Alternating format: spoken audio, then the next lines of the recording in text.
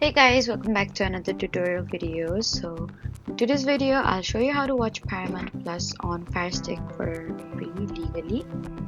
So if you want to try Paramount Plus without paying right away, then just follow along. First, turn on your Firestick and make sure it's connected to the internet.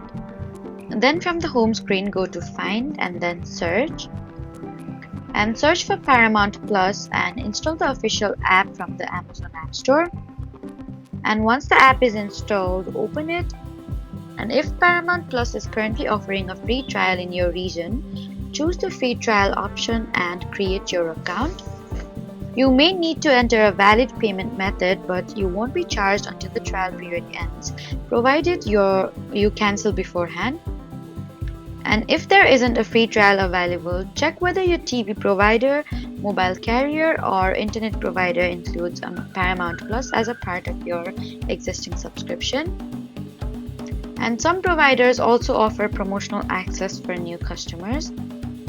Avoid unofficial streaming apps or websites claiming to provide Paramount Plus for free, as they may be unsafe or illegal.